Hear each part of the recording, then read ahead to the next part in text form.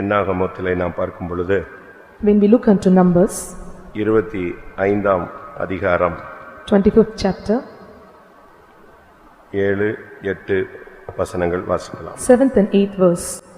And when Phinehas the son of Eleazar the son of Aaron the priest saw it, he rose up from among the congregation and took a javelin in his hand, and he went after the man of Israel into the tent and thrust both of them through, the man of Israel and the woman through her belly.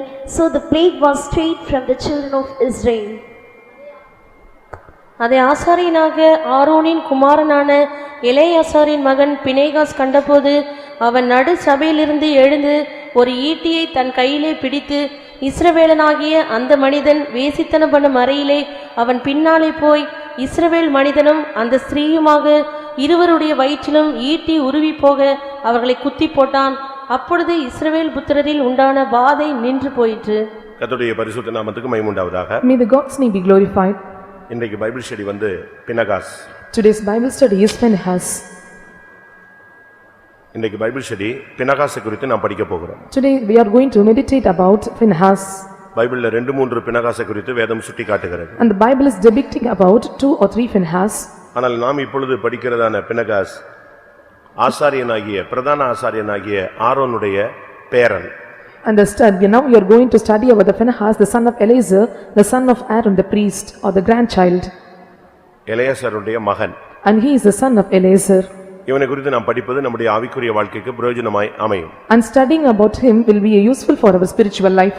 இங்கே ஒரு சம்பவத்தை நாம் வாசிக்கிறோம். Here we have an incident. ஜனங்கள் எல்லாம் தேவனுடைய சன்னிதானத்திலே மிகுந்த வாதையினால் பாதிக்கப்பட்டு அழுது கொண்டு நிக்கிற ஒரு சூழ்நிலை. So here it is a situation, all the people were weeping standing in the presence of God with a great plague in the children of Israel.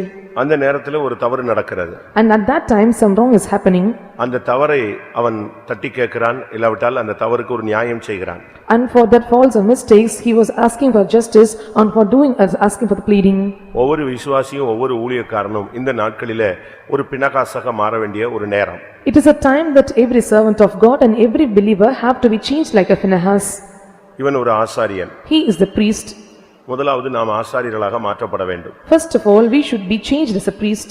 வெளிப்படுத்தல் 1ஆம் அதிகாரம் 6ஆம் வசனத்தின்படி, according to Revelation chapter 1 verse 6, அவருடைய இரத்தத்தினால் கழுவப்பட்டவர்கள் எல்லாரும் ஆசாரியர்கள். And we who are cleansed by his blood are the priests.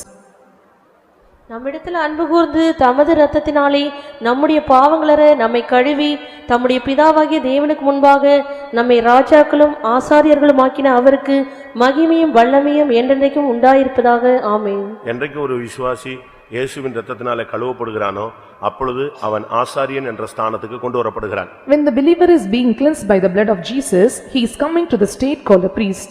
அப்படியானால் ஒவ்வொருவரும் ஒவ்வொரு நாளும் இந்த ஆசாரியத்துவத்தை காத்துக்கொள்ள வேண்டும். Every day we have to preserve the priestlyhood. ஒவ்வொரு நாளும் இயேசுவின் இரத்தத்தினால் கழுவப்பட்ட அந்த புனித தன்மையை நாம் ஒவ்வொரு நாளும் பிராக்டீஸ் பண்ண வேண்டும். We have to practice the saintly nature of being cleansed by the blood of Jesus.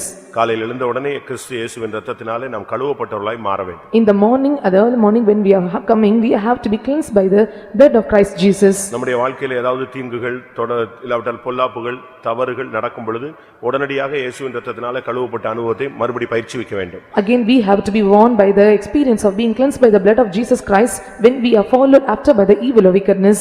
ஏனென்றால் ஆசாரியன் எப்பொழுதும் அந்த ஆசாரிய ஊழியத்தில் நிலைத்திருக்க வேண்டும். Priests have to stand in the ministry of priesthood.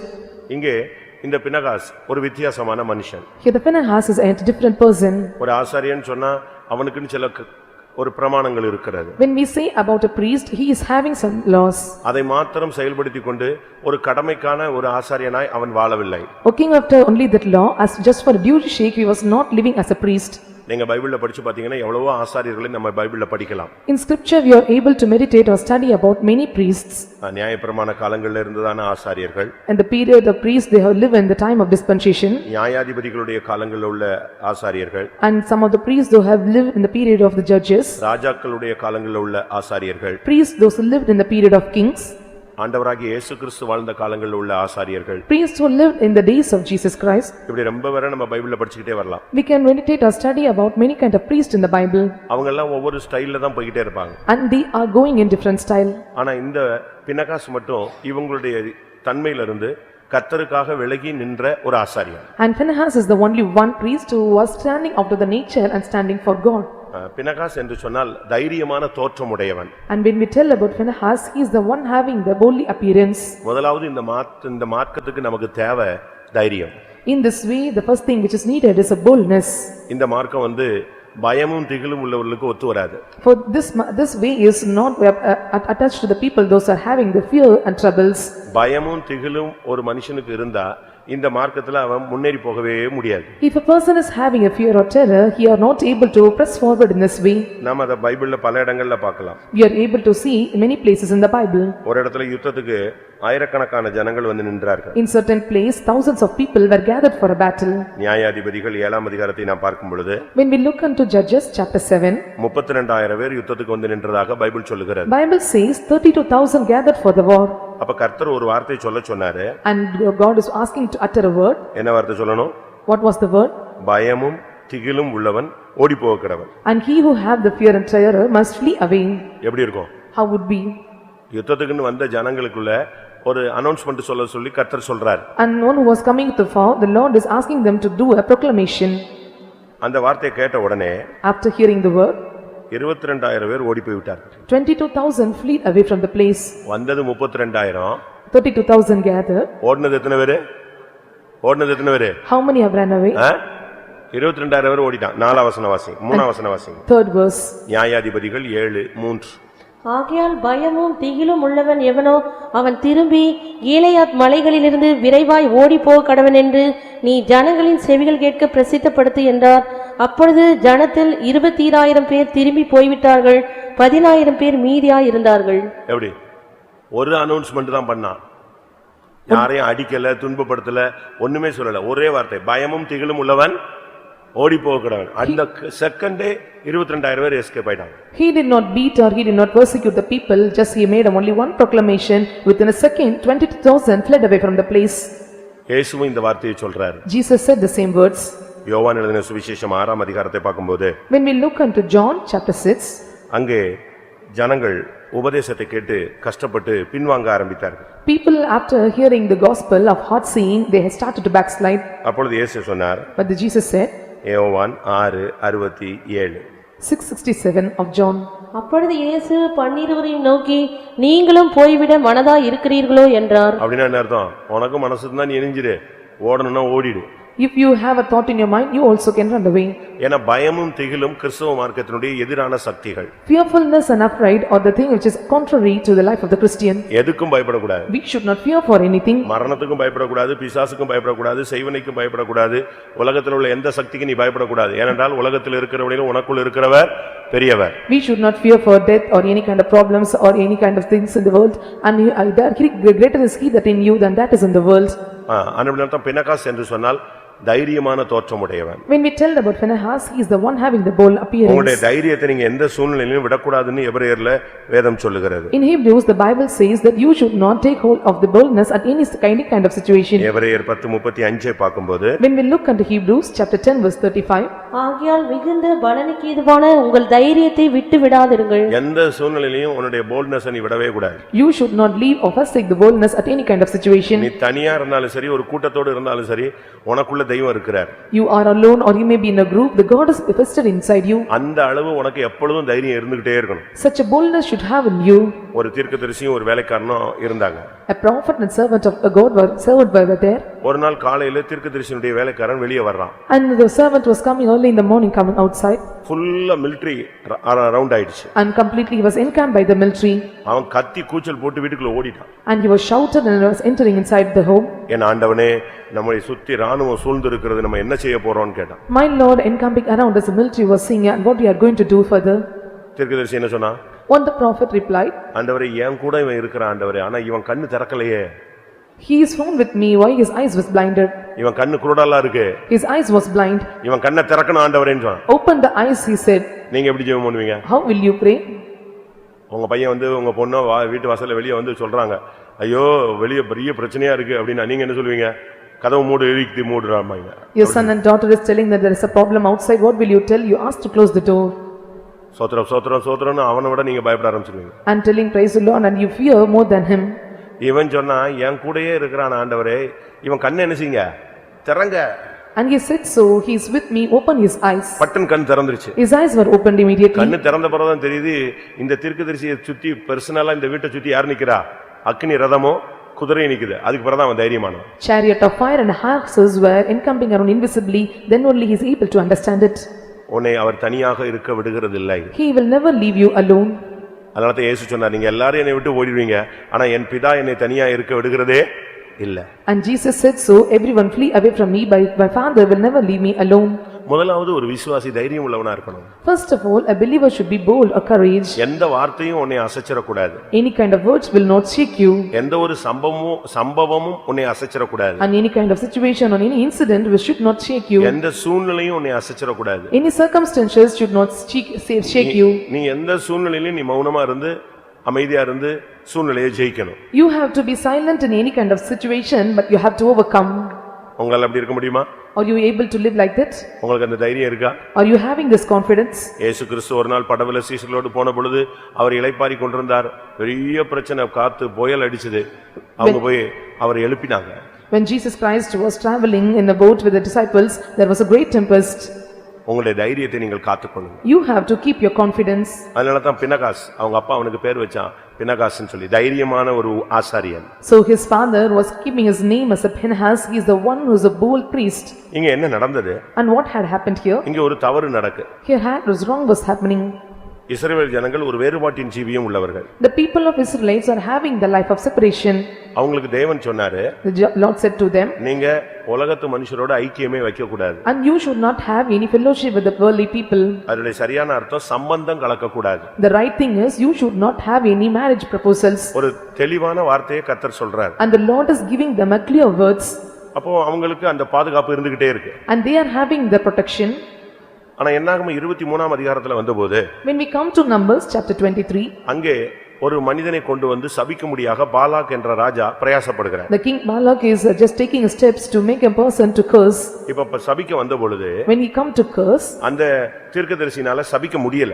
the prophet is not able to curse him. அப்ப அவன் கேக்குறான், ஏன் அவனை சபிக்க முடியலன்னு. And he asked, why I am not able to curse him? நம்ம வேறுபாட்டின் ஜீவியத்தை நம்ம எதுக்கு முக்கியப்படுத்துறோம்ங்கறத கவனிச்சுக்கங்க. Here you have to identify why we are giving importance to the life of separation. பழைய ஏற்பாட்டிலும் சரி புதிய ஏற்பாட்டிலும் சரி வேறுபாட்டின் ஜீவியம் ரொம்ப முக்கியம்.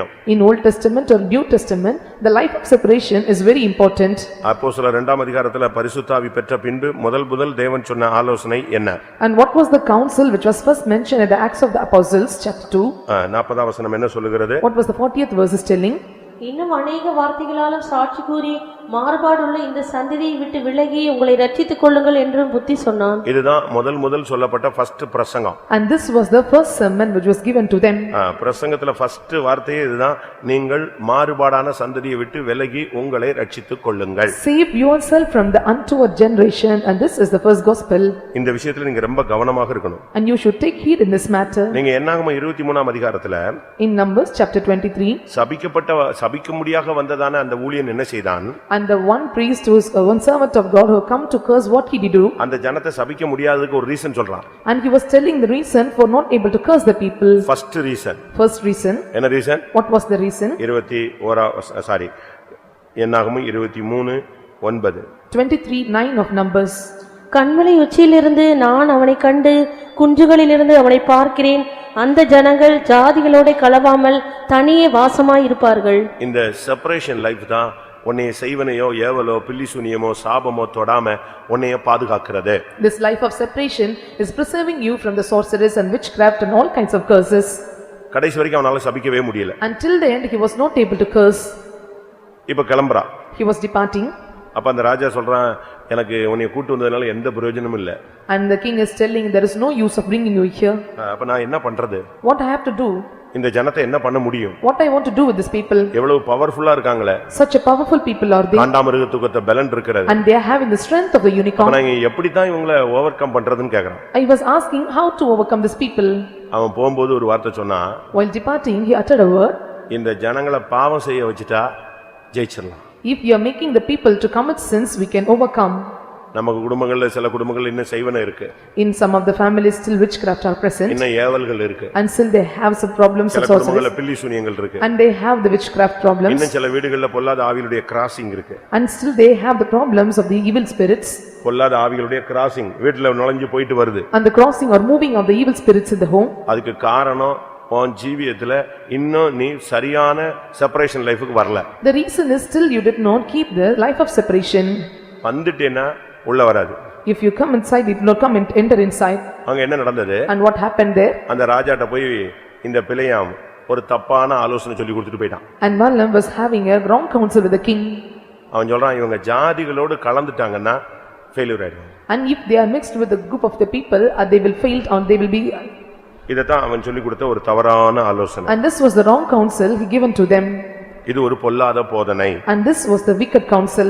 வெளிப்படுத்தல் 2ஆம் அதிகாரம் 14ஆம் வசனத்துல புதிய ஏற்பாட்டிலும் அந்த போதனை வேலை செய்கிறதாக ஆவியானவர் பேசுகிறார். The Spirit of God is speaking in Revelation chapter 2 verse 14, even it is working in New Testament period.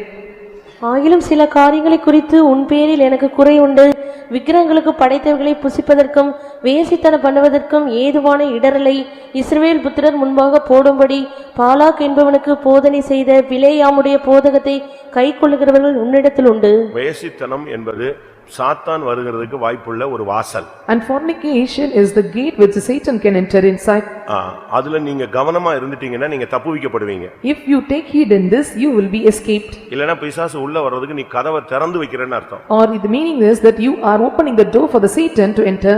இந்த பிலேயாம் போகும்போது பாலாக் ராஜா கூப்பிட்டு இந்த பெண்களோட பையங்களை அப்படியே மிக்ஸ் பண்ண விடுங்க, உங்க ஜாதி பெண்களை விட எல்லாம் கிளியர் ஆயிடு, நீங்க ஜெயிச்சிருவீங்கன்னு சொல்லிட்டு போனான். அதே மாதிரி ஒரு கெட் டுகெதர் வந்துச்சு, எல்லாரும் விழுந்துட்டான்.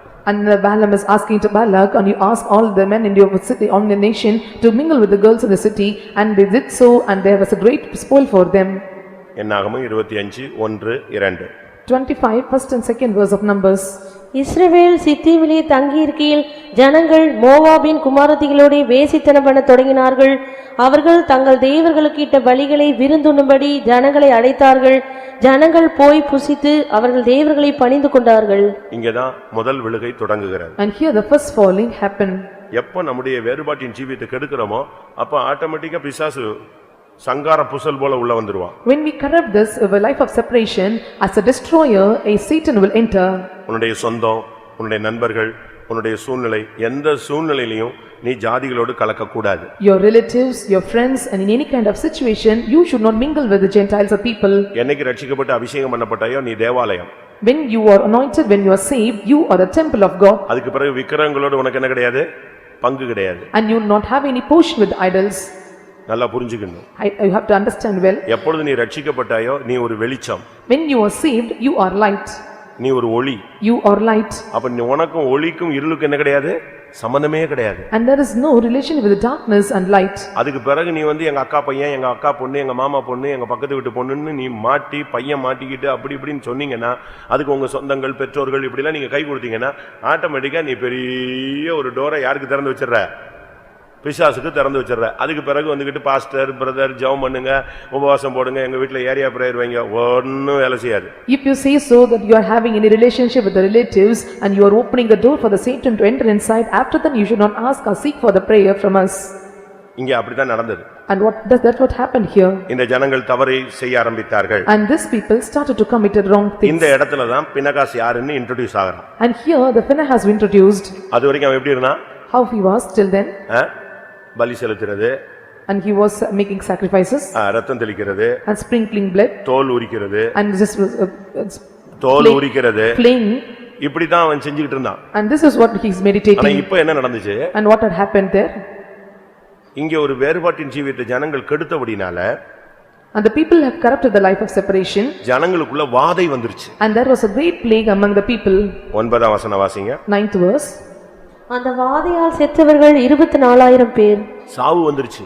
And there was a death happened to them. ஒரு வியாதி மட்டுமல்ல, அந்த வாதையினால 24,000 பேர் செத்தாங்க. Not only the plague or sickness happened there, and because of the plague 24,000 were dead. படபடன்னு ஜனங்கள் செத்துக்கிட்டே இருக்கான். And not immediately and suddenly many people were dead. பிசாசுக்கு கதவை திறந்து விட்டுட்டேன்னா உள்ள ஒரு செகண்ட்ல எல்லாத்தையும் அடிச்சு ஒண்ணும் இல்லாம ஆக்கிடுவான். If you open the doors for the Satan, he will come and beat up and he will spoil immediately. இத நீங்க யோபுனுடைய வாழ்க்கையில பார்க்கலாம். And we can see this in the life of Job. Permit கிடைச்ச உடனே அந்த வீட்ல 10 பிள்ளைங்க இருக்காங்கன்னு உடனே ஒரு காத்து அனுப்பி அந்த வீட்டை நெஞ்சிட்டான். உடைச்சு ஒரே டைம் வீடும் உடைஞ்சிருச்சு, 10 பிள்ளைகளும் காலி. When he received the permission, immediately all the doors were broken because of the wind was blown and all the 10 daughters were immediately spoiled. Chance கிடைச்ச உடனே மொத்த ஆடுகளையும் தள்ளிட்டு போயிட்டான், கழுதையை தள்ளிட்டு போயிட்டான், எருதுகளை தள்ளிட்டு போயிட்டான், ஒட்டகங்களை தள்ளிட்டான். கொஞ்ச நேரத்துல அவனை வந்து மைனஸ்ல கொண்டு வந்து நிப்பாட்டிட்டான். And immediately when he received the chance, he was able to destroy all the oxen and cows and floods and the camels. இங்கே வேசித்தனத்தினால் 24,000 பேர் வாதையினால் செத்தார். And because of the fornication spirit, 24,000 were dead. இந்த நேரத்துல At this time, ஜனங்கள்லாம் அழுதுகிட்டு இருக்காங்க, ஐயோ செத்து போயிட்டாங்களே, நாங்க என்ன பண்ணுவோம், இப்படி தப்பு நடந்துருச்சேன்னு எல்லாம் அழுதுகிட்டு இருக்கும் போது people were committing, because of committing the sins, people were weeping at the time of weeping. அந்த சைடு வழியா ஒரு பையன் ஒரு பொண்ணை கூட்டி போயிட்டே இருக்கான். At the other part of the side, a boy was keeping a girl and was going. அததான் நீங்க 6ஆம் வசனத்துல நீங்க படிச்சு பார்க்கலாம். And this is thing we can read in 6th verse. ஒரு மீதியானிய ஸ்திரீயை ஒருவன் அழைத்து கொண்டு போனான். A man was calling a Midianitish woman. எப்படி இருக்கும்? How it will be? ஜனங்கள்லாம் இப்படி இவ்வளவு பிரச்சனை ஆயிடுச்சு, தோல்வி ஆயிடுச்சுன்னு சொல்லி எல்லாரும் அழுதுகிட்டு இருக்கும்போது The people were crying and because of the failure. இங்க என்ன நடந்துச்சு? What happened here? அவன் ஒரு வாலிபன் போய் ஒரு பெண்ணை கூட்டிக்கிட்டு அவன் பாட்டுக்கு போய் பாவம் செய்யறதுக்கு கூட்டி போயிட்டான். A young boy calling a woman to make of sin, he was calling her. ஜனங்கள் நின்னுட்டு இருக்கும்போது பினகாஸ் பார்த்தான். While people were standing, Phinehas looked at it. ஒரு ஈட்டியை தூக்குனான். And he took a javelin. நேரா போனான். I was straightly going towards him. ஸ்ட்ரைட்டா அந்த வீட்டுக்குள்ள போனான். He was entered inside the home. ரெண்டு பேரையும் சேர்த்து ஒரே குத்துல குத்தி கொன்னுட்டான். And within a single pierce, he killed both one. இவன் குத்தி கொன்ன உடனே வாதை நிறுத்தப்பட்டது. When he killed them, immediately plague was stopped. எப்படி இருக்கும் நீங்க பாருங்க. How it will be? குத்துண்ட மீதியானிய ஸ்திரீயின் பெயர் கஸ்பி. And the Midianite woman who was pierced is called as a Caspi. 15ஆம் வசனம் அதை சொல்லுகிறது. The 15th verse is mentioning this. 14ஆம் வசனம் சொல்லுகிறது குத்துண்ட இஸ்ரவேல் மனிதனுடைய அந்த பிரபுனுடைய பெயர் Zimri. And Zimri is the man who is called as Israel. சிம்ரின்னு சொன்னா இனிமைன்னு அர்த்தம். இனிமை. When we tell about Zimri, it is a pleasant. இன்னைக்கு இல்லாவிட்ட இன்பம்னு எடுத்துக்காங்க. What we can take is a joy or pleasant. இன்னைக்கு अनेक தேவனுடைய பிள்ளைகள் உலக சிற்றின்பத்தை தேடி ஓடுறாங்க. And many people are looking after the pleasures of the world. அதுக்கு இன்னும் சரியான அர்த்தம் சிம்ரிக்கு மியூசிக் சம்பந்தப்பட்டதான இன்பம், இசை. இசை சம்பந்தப்பட்டதான இனிமை. When we tell about the Zimri, the perfect meaning is the pleasure or pleasure of the concerning the musical. இன்னைக்கு உலகத்துல மியூசிக் ஒரு இளைய சமுதாயத்தை கெடுக்கிற ஒரு வல்லமையான ஒரு சக்தி உள்ளது. And music is a strong power, is able to distract or spoil the youngsters. அது ஒரு மாதிரி அடிச்ச உடனே இவன் தானாவே என்ன செய்வான்? ஒன்னு கையாடும், காலாடும், ஏதாவது ஒன்னு ஆடும். When they start playing such music, either the hands will be shaken or the legs will be shaken. ஏனா சில மியூசிக்லாம் பிசாசே ப்ளே பண்ணுது. In some of the music instruments, even Satan is playing it. ஏனென்றால் இசை தேவதூதர்களுக்கு கொடுக்கப்பட்ட ஒரு வரம். Music is the gift given to the angels of God. அந்த மியூசிக் போட்டுக்கிட்டு இருக்கிற தேவதூதன் தான் கீழ விழுந்தான். And the one who was playing the music, he was fallen. புரியுதா நான் சொல்றது? மியூசிக் போட்டுக்கிட்டு இருந்ததான தேவதூதன் தான் என்ன செஞ்சது? விழுந்து போன தூதனாக மாறினான். Angel of the God who was playing the music, he became the fallen angel. அதனாலதான் காயினுடைய சந்ததியில போய் music சேர்ந்துச்சு. And because of this, that due to the generation of Cain, this music had John separated with him. எசேக்கியேல்ல நீங்க பார்க்கும் பொழுது, when we look unto Ezekiel, 28ஆம் அதிகாரத்துல பார்க்கும்போது, when we look unto 28th chapter, அங்க வேதம் என்ன சொல்லுகிறது? what does the Bible say? 13ஆம் வசனம். 13th verse. நீ தேவனுடைய தோட்டமாகிய ஏதேனில் இருந்தவன். பத்மராகம், புஷ்பராகம், வைரம், படிகப்பச்சை, கோமேதகம், யஸ்பி, இந்திரநீலம், மரகதம், மாணிக்கம் முதலான சகலவித ரத்தினங்களும் பொன்னும் உன்னை மூடிக்கொண்டிருக்கிறது. நீ சிருஷ்டிக்கப்பட்ட நாளில் உன் மேல வாத்தியங்களும் உன் நாகசுரங்களும் உன்னில் ஆயத்தப்பட்டிருந்தது. இது கேருபை பத்தி சொல்லப்பட்ட ஒரு வார்த்தை. And this is the word which is mentioned about cherub. கேருபுல ஒரு கூட்டம் கீழ விழுந்தது. And one group of cherub was fallen. அதுக்கு பின்னால உள்ள வசனங்களை நீங்க வீட்ல போய் படிச்சீங்கன்னா அவங்க விழுந்துட்டான்னு தெரியும். When you read about the following verse, you are able to understand it.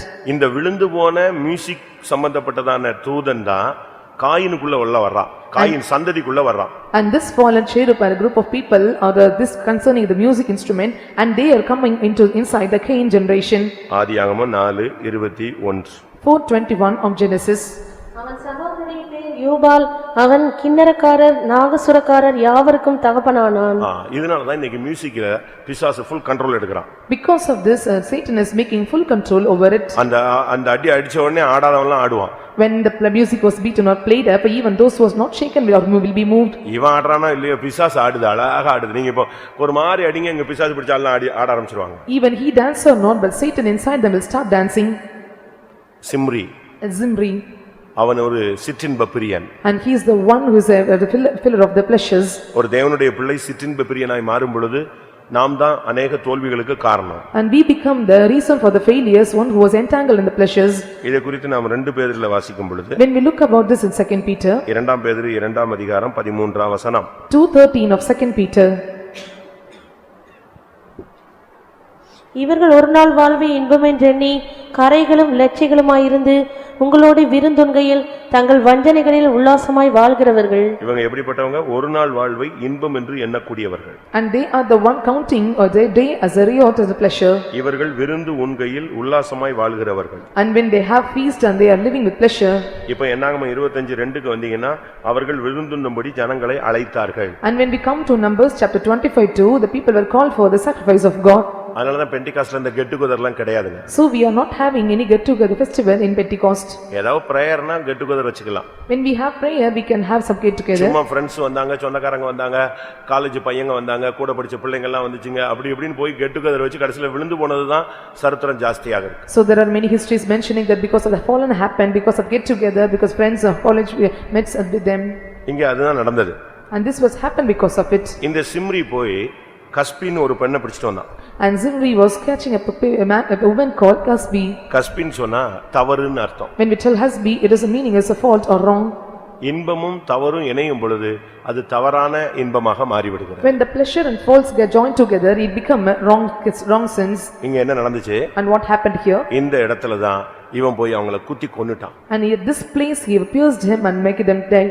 நம்ம இப்ப சப்ஜெக்ட் வருவோம். Now let us come to the subject. இந்த பினகாஸ் செய்த காரியங்கள் என்ன? And what was the thing done by Phinehas? இவன் முதலாவது போய் அந்த பெண்ணையும் அந்த பையனையும் குத்தி கொன்னா இல்லையா? And அதனால் வாதை நிறுத்தப்பட்டது. And he entered inside them and he pierced both, and because of that plague was stopped. அப்படிதான் பைபிள் சொல்லுகிறது. And that's what the Bible say. நீங்க முதல்ல வாசித்த 25 என்னாகமம் 25:8 கடைசி பகுதியை வாசிங்க. 25:8 of last part.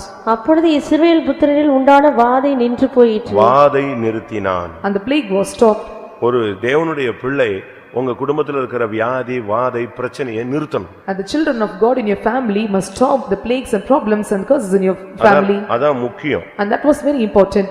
இதை குறித்து நீங்க இன்னொரு விதத்துல பார்க்கும் பொழுது, When we look this in a different aspect. 106 சங்கீதம் 30 வசனத்திலே இது எழுதப்பட்டிருக்கிறது. And this was written 106 chapter Psalms 30th verse. அப்பொழுது பினேகாஸ் எழுந்து நின்று நியாயம் செய்தான், அதனால் வாதை நிறுத்தப்பட்டது. இங்கே அந்த பாவத்தை அழித்ததை பைபிள் சொல்லுகிறது நியாயம் செய்தான். And destroying the sin, the Bible is telling he had made a judgment. ஒரு விசுவாசி பாவத்தை எதிர்த்து போராடுவது நியாயம் செய்வதை காண்பிக்கிறது. When the believer is striving hard against or opposing the sin, it shows his judgment. நீங்க ஒரு தகப்பனா இருக்கலாம், தாயா இருக்கலாம், பிள்ளைகளா இருக்கலாம். You may be a father, a mother, or a son or children. உங்க குடும்பத்துக்கு விரோதமா எழும்பி இருக்கிற வாதையை உங்களால நிறுத்த முடியுதா? Are you able to stop the plague which is opposing your family?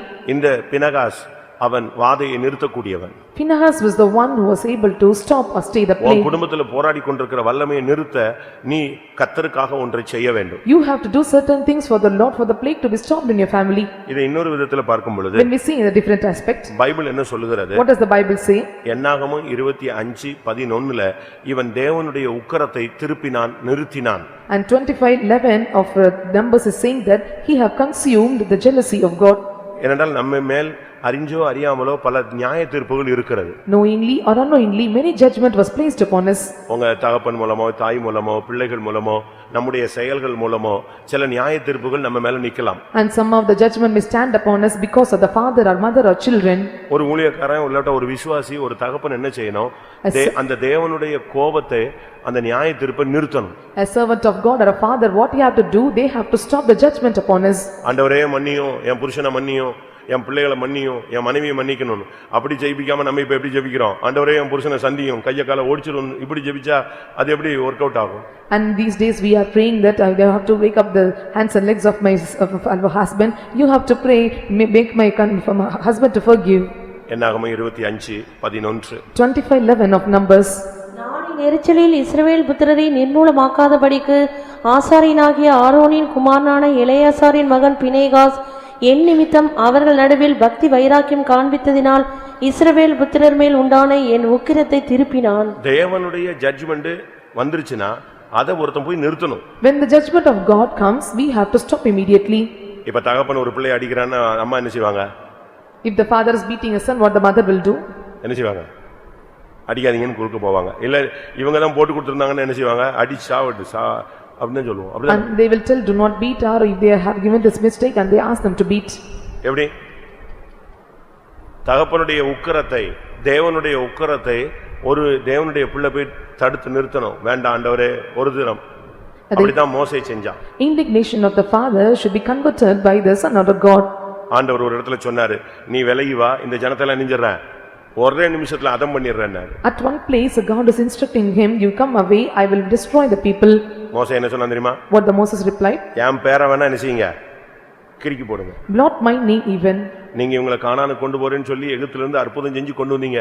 இப்ப நடு ரோட்ல எல்லாரையும் அழிச்சிட்டீங்கன்னா உங்களுடைய பலத்த நாமத்துக்கு, மகிமையான நாமத்துக்கு நீங்க என்ன பதில் சொல்லுவீங்க அப்படின்னு தேவன்கிட்ட கேக்குறான். And he was asking to the God, and you have brought the people of Israel from the Egypt by doing many miracles, and if you are making the people to destroying the way, and what will you tell about the glorious name?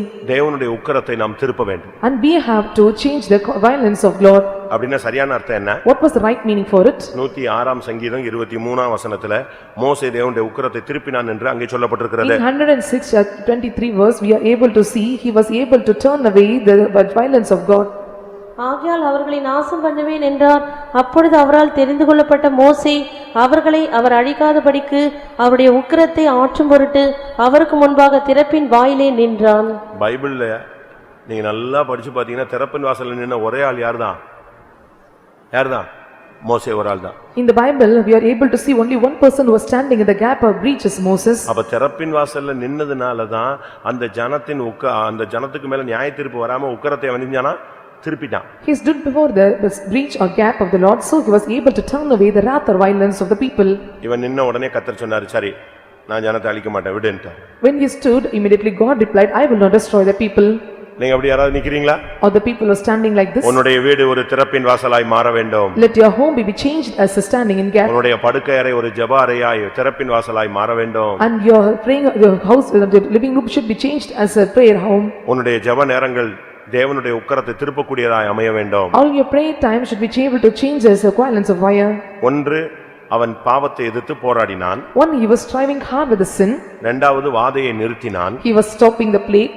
மூன்றாவது, தேவனுடைய உக்கிரத்தை திருப்பினான். Thirdly, he was turning away the wrath. நாலாவது, Fourthly, என்னாகமம் 25:13 பார்க்கும் பொழுது, when we look into Numbers chapter 23 verse 14, அவன் அவன் தன் தேவனுக்காக பக்தி வைராக்கியம் காண்பித்தான். and he was able to show the zealous of his God. பக்தி, பயபக்தி, பக்தி விருத்தி, தேவ பக்தி, இன்னும் சொல்ல போனா பக்தி வைராக்கியம் லாஸ்ட்.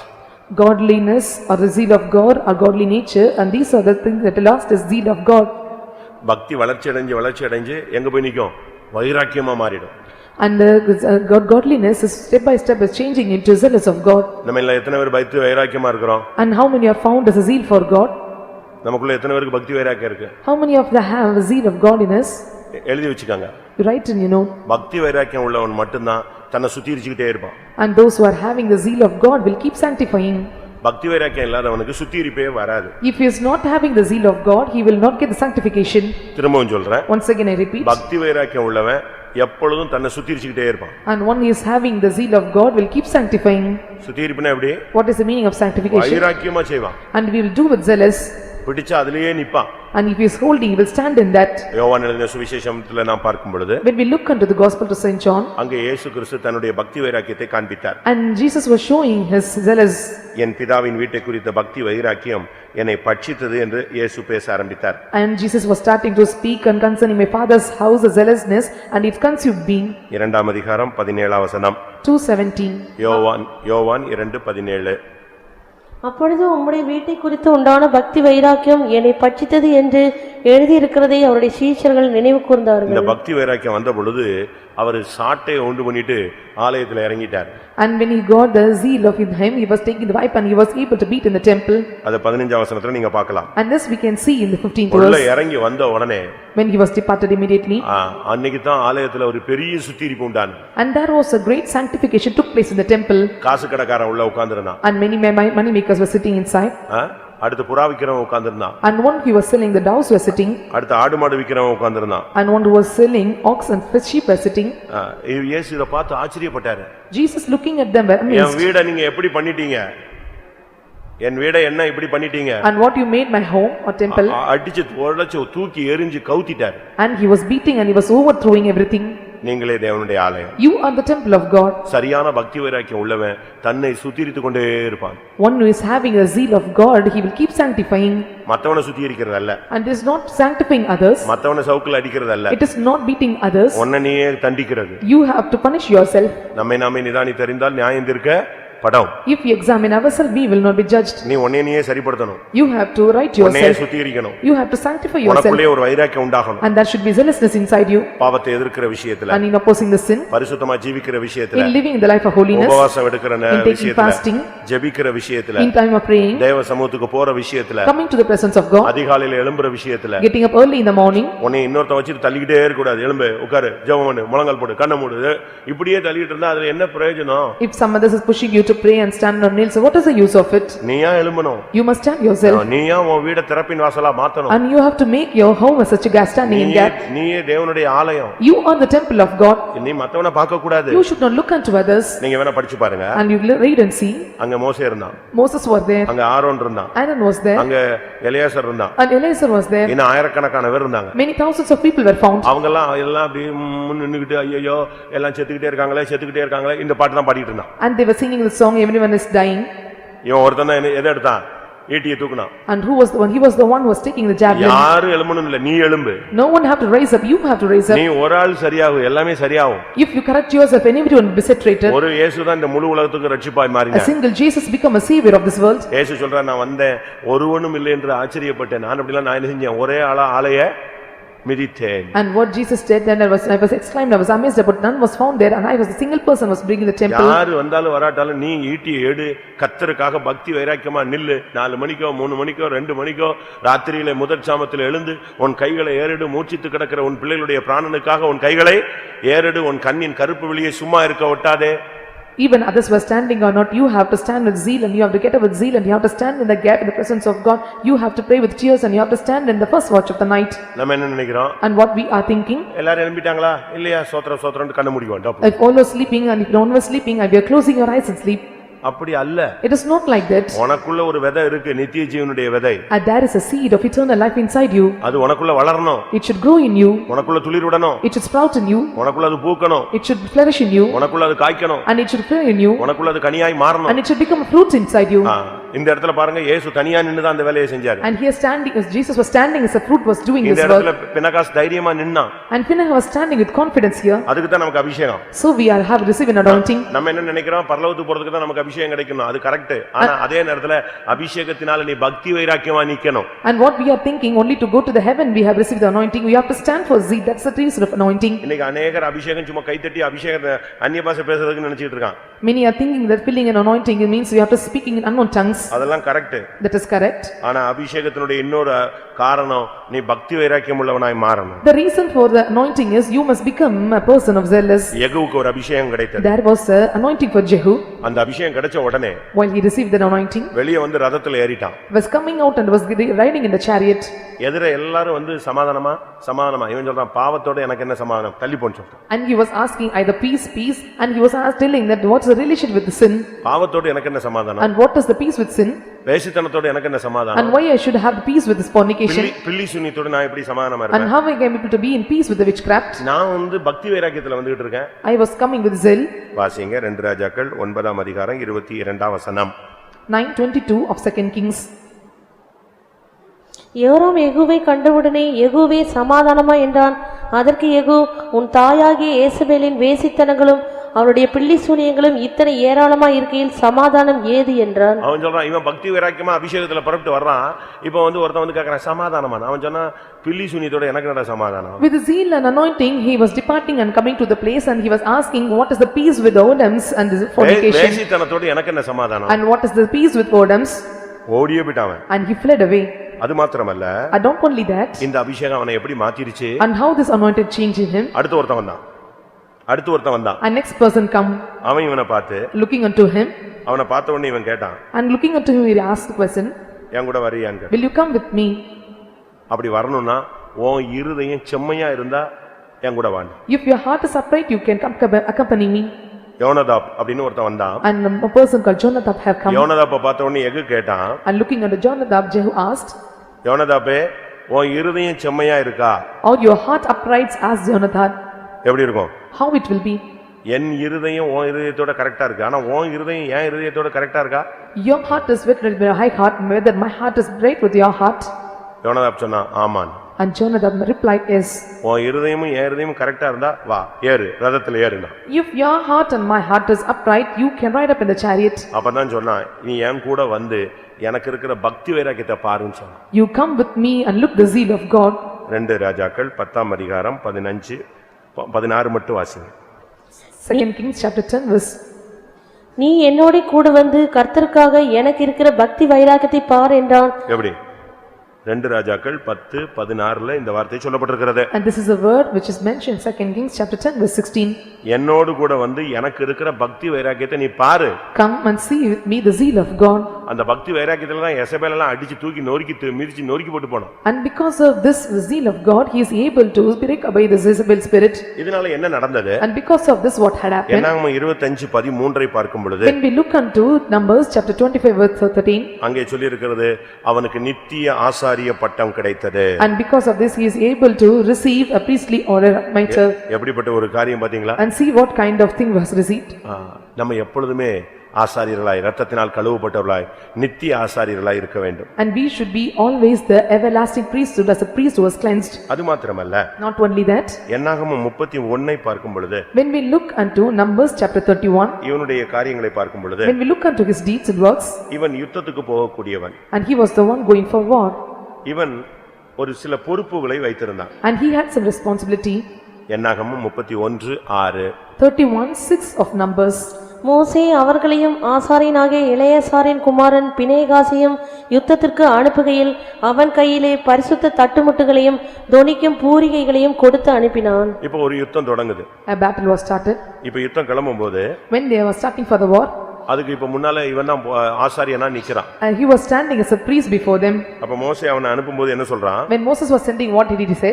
அவன் கையில பரிசுத்த தட்டுமுட்டுகளை கொடுத்தான். and they was receiving or rendering a holy instruments in his hands. தொனிக்கும் பூரிகைகளை கொடுத்து அனுப்பினான். and he was giving him trumpets to blow. நல்லா புரிஞ்சுக்கங்க. you can understand well. ஒரு தேவனுடைய பிள்ளை எப்பொழுதும் யுத்தம் பண்ணக்கூடியவனாக இருக்கணும். கர்த்தருடைய ஜனத்துக்காக யுத்தம் பண்ணணும், ஜெபிக்கக்கூடியவனாக இருக்கணும். A people of God must always ready for war or stand in battle to pray for the people. நம்முடைய பிரேயர் லைஃப் தான் நமக்கு மகிமையை கொடுக்கும். Our prayer life will bring glory to us. நீங்க எவ்வளவு டைம் கிடைக்குதோ அவ்வளவு ஜெபிங்க. and how you have time you must pray in those times. ஜெபத்துல மட்டும் உங்களுக்கு போர் அடிக்கவே கூடாது. and you should never tire or get bored in prayer time. மத்த எதுலனாலும் உங்களுக்கு போர் அடிக்கலாம், எதுல போர் அடிக்க கூடாது? ஜெபத்துல போர் அடிச்சிருச்சு நீ தொலைஞ்சேன்னு அர்த்தம். if you are getting bored in prayer you are spoiled or corrupted. நீ தனியா ஜெபிச்சேன்னா ஜெபத்துல போர் அடிச்சிரும். ஆவியானவர் உள்ள வரணும். if you are praying alone you will be bored. when spirit of God must come inside you. அவர் வரும் பொழுது வாக்கு கடங்காத பெருமூச்சுகளோடு விண்ணப்பம் பண்ண ஆரம்பிச்சிடுவார். when he is coming inside you he is praying with many kind of supplication. இல்லன்னு சொன்னா 5 நிமிஷத்துக்கு ஒரு தடவை வாட்ச் சோத்ரம் சோத்ரம் சோத்ரம். நீ உனக்கு வாட்சை பார்த்தே அந்த வாட்ச் ஓடாத மாதிரி வாட்ச் மேல உனக்கு கோவம் வந்துரும். if you are not praying you will be bored and you have to look at the time once. ஆனா ஆவியானவர் உள்ள வந்துட்டா உன் கண்ணையே திறக்க மாட்டா. வாட்சி, சாப்பாடு, குடிக்கிறது எல்லாத்தையும் மறந்துடுவ நீ. when the spirit of God is coming inside you you will forget everything. அப்படி பிரேயர் பண்ணிருக்கீங்களா யாராவது? Have you prayed like that time போனது தெரியாம? without the passing of time? ஆமா ஜெபிச்சோம். நாங்க ஒரு 30 வருஷத்துக்கு முன்னால நாங்க அப்படித்தான் இருந்தோம். Before 30 years I found like that, I prayed like that. ஏன் உன்னால மெயின்டைன் பண்ண முடியலன்னு Why கேக்குறேன். you are not able to maintain that standard? அங்கதான் நம்ம தவறு விடுறோம். There we are making fault. இங்க பாருங்க, அவன் யுத்தத்துக்கு போனான். Here he was going for a war.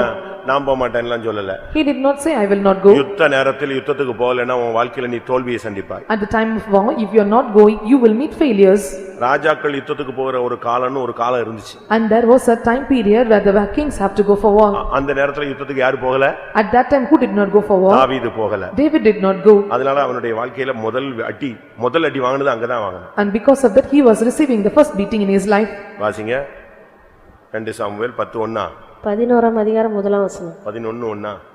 மறுவருஷம் ராஜாக்கள் யுத்தத்துக்கு புறப்படும் காலம் வந்தபோது தாவீது யோவாபையும் அவனோடு கூட தன் சேவகரையும் இஸ்ரவேல் அனைத்தையும் அம்மோன் புத்திரரை அழிக்கவும் ரப்பாவை முற்றுகை போடவும் அனுப்பினான். தாவீதோ எருசலேமில் இருந்து விட்டான். எப்படி நிலவரத்தை பாத்தீங்களா? See the condition. அவனுடைய 2 சாமுவேல் 11:1 இந்த வார்த்தை சொல்லப்பட்டிருக்கிறது. And these were mentioned second Samuel. ராஜாக்கள் யுத்தத்துக்கு புறப்படுற ஒரு காலம் இருக்கு. And there is a time for the kings to go for battle. எல்லாத்தையும் அனுப்பிட்டார். ராஜா மட்டும் எங்க உட்கார்ந்துட்டாரு?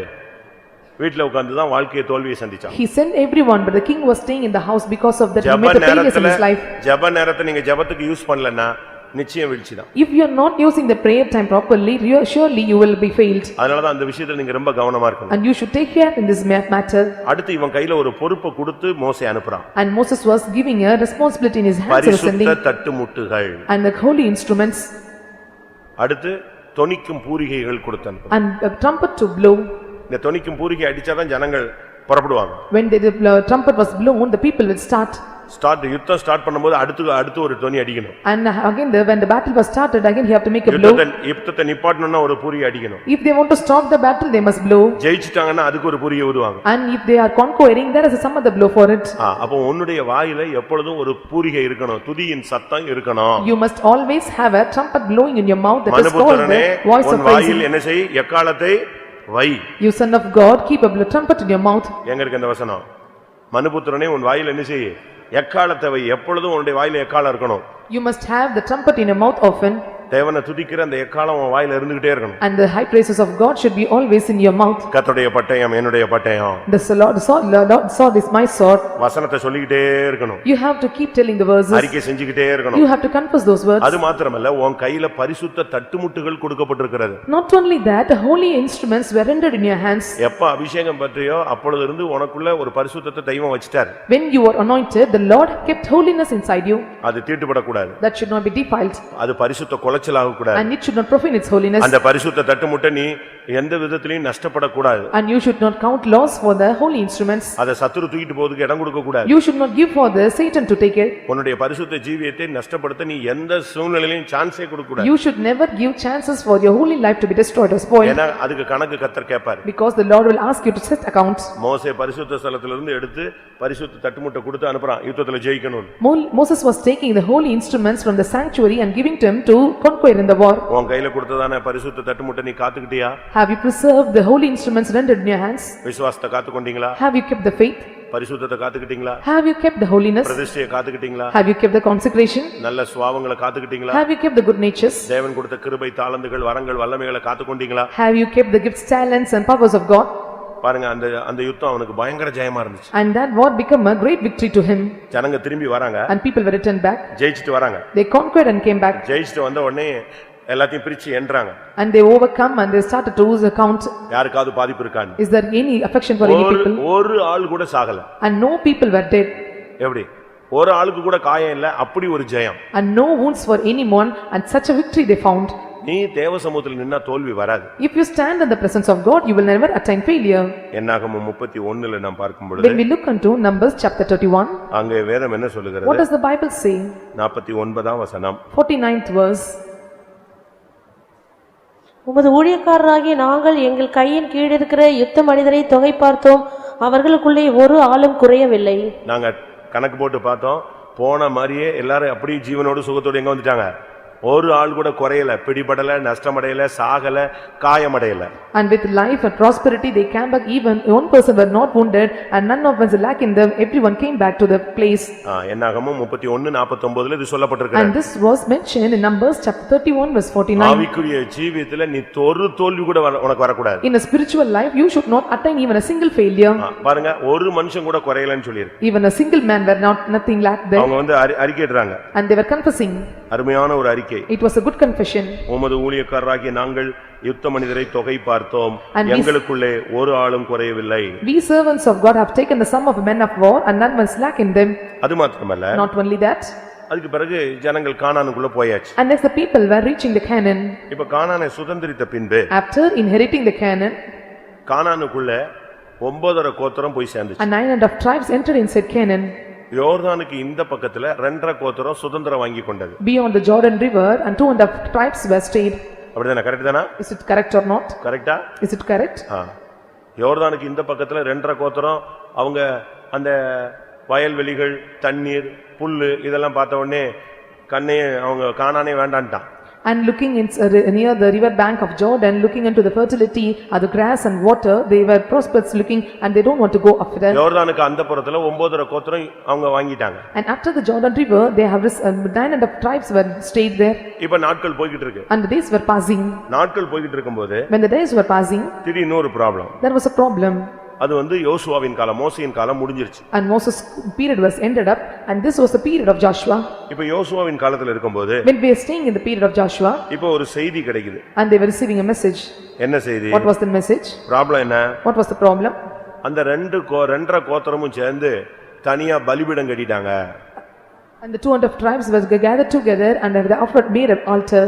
அவங்க ஒரு புதுசா ஒரு பெரிய பலிபீடம் கட்டிட்டாங்க. And they built up a new altar. அவங்க தேவனை விட்டுட்டாங்க. And they have forsaken God. அவங்க தனியா ஒரு பரிசுத்த ஸ்தலத்தை உண்டு பண்றாங்க. And they are making a different holy sanctuary. ரூட்டை மாத்துறாங்க. Changing the route. அவங்க பிரமாணத்தை மீறுறாங்க. And they are transgressing the law. இது தவறு. This is wrong. உடன்படிக்கையை உடைக்கிறாங்க. And they are breaking the covenant. அப்படின்னு இவங்களுக்கு செய்தி வந்துருச்சு. And they have received such a message. அப்படி ஒரு பிரச்சனை வந்த உடனே ஜனங்களுக்கு எல்லாம் பயங்கர குழப்பம். When they are having this problem, there was a confusion among the people. உடனே என்ன பண்ணாங்க? And what they did immediately? யுத்தம் பண்ணு. And they have started for war. உடனே போய் அவங்க அவ்வளவுரையும் கொன்றணும். And they have to kill everyone. இப்படி ஒரு தவறான காரியம் செய்ய கூடாது. And this wrong things they should not commit. அப்படி ஒரு வாய்ப்பே கொடுக்க கூடாது. You should not give such chance for them. நம்ம ஜனத்துக்குள்ள இப்படி தவறு வர கூடாது. And such things commit should not அந்த be 2 கோத்திரத்தையும் அழிச்சிரணும்னு முடிவு பண்ணிட்டான். And they have taken a determination, have destroyed 2 tribes. யோசுவா 22ஆம் அதிகாரம் 10ஆம் வசனத்துல அந்த வாசிங்க. Joshua chapter 22 verse 10.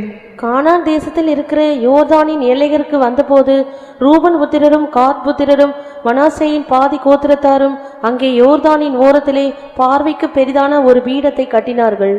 அதை கட்டினதுனால அடுத்து வாசிங்க. ரூபன் புத்திரரும் காத் புத்திரரும் மனாசேயின் பாதி கோத்திரத்தாரும் கானான் தேசத்துக்கு எதிரே இஸ்ரவேல் புத்திரருக்கு அடுத்த யோர்தானின் எல்லைகளில் ஒரு பீடத்தை கட்டினார்கள் என்று இஸ்ரவேல் புத்திரர் கேள்விப்பட்டார்கள். அவர்கள் அதை கேள்விப்பட்ட போது இஸ்ரவேல் புத்திரரின் சபையார் எல்லாரும் அவர்களுக்கு விரோதமாய் யுத்தம் பண்ணும்படி சீலோவிலே கூடி, இது தவறு, 2 கோத்திரமும் இப்படி தப்பு பண்றான், உடனே அவங்களை இருக்க விடக்கூடாது, பிரமாணத்தை மீறான்னு சொல்லி எல்லாம் யுத்தத்துக்கு ரெடி ஆயிடுச்சு. And the 2.5 tribes are committing mistake and all the people were start like war against them. தேவ ஜனங்களுக்குள்ளே ஒரு குழப்பம் உண்டாகுது. And there was a confusion among the people of God. எல்லாரும் வந்தாச்சு. All have arrived. அப்படி ஒரு கட்டம் வந்தபோது when they have facing such situation, இப்ப இவங்க யாரை அனுப்புனாங்க? Who were all they? 13ஆம் வசனத்துல ஆசாரியனாகிய எலெயாசாருடைய குமாரனாகிய பினகாசை அங்கே அனுப்பினார்கள். And they were sending the Phinehas the son of Eleazar as a priest. 10 கோத்திரத்துக்குள்ள பிரபுக்களும் பினகாசும் அங்க போனாங்க. All the 10 princes of the tribe were going towards the Phinehas. அங்க போய் பினகாஸ் ஒரு பிரசங்கம் பண்ணான். And Phinehas making a preaching. Start பண்ணி வரிசையா பேசிக்கிட்டே இருக்கான். And he was starting and was speaking continuously. இப்படி நடந்தா இப்படி நடக்கும். If you do so, that is happen. இப்படி நடந்தா இப்படி நடக்கும். If you do, it will happen to you. கடந்த காலத்துல இப்படி நடந்ததனால இவ்வளவு தோல்வி. In the past days you have done so and these failures for you. தயவு செய்து தேவனுக்கு விரோதமா எதுவும் செய்யாதீங்க. Please don't do anything against God. இப்படி அவங்களுக்கு பேசிக்கிட்டே இருக்காங்க. And was keep continuing speaking like that. அங்க போய் பினகாஸ் தான் எல்லாத்தையும் விசாரிச்சான். And Phinehas was inquiring everything. எல்லாத்தையும் விசாரிச்ச போது After inquiring everything, அவங்க சொன்னாங்க நாங்க அப்படி ஒண்ணுமே பண்ணல. And they said, so we did not commit any such things. பலிபீடம் கட்டினது உண்மை. It is true, we have built an altar. எங்க பிள்ளைகளுக்கு தேவன் ஒரு உண்டுன்னு சொல்றதுக்கு தான் நாங்க அப்படி செஞ்சோமே தவிர நாங்க பிரமாணத்தை மீறல. And we did not transgress the law, just we have to make the children to know there is a God, we have built an altar. இவன் போய் அந்த தேசத்தை பார்த்து அவங்கள்ட்ட பேசி எல்லாத்தையும் விசாரிச்ச பிறகு பிரச்சனை இல்லங்கறத கண்டுபிடிச்சான். And he was looking to the land and there is no problem, he was identifying and came back. எப்படி இவன் மட்டும் போகலன்னா அன்னைக்கு சண்டை போட்டு எல்லாரும் செத்துருப்பான். If he was not going there, everyone should have quarreled and fight and destroyed. இவன் போனதுனால And because he arrived there, திரும்பி வந்து நல்ல செய்தி சொன்னான். he came back and was spreading good news. வாசிங்க 32 33 32-33. யோசுவா 22ஆம் அதிகாரம் 32 33 வசனங்கள். Book of Joshua, chapter 22, verse 33 and 34.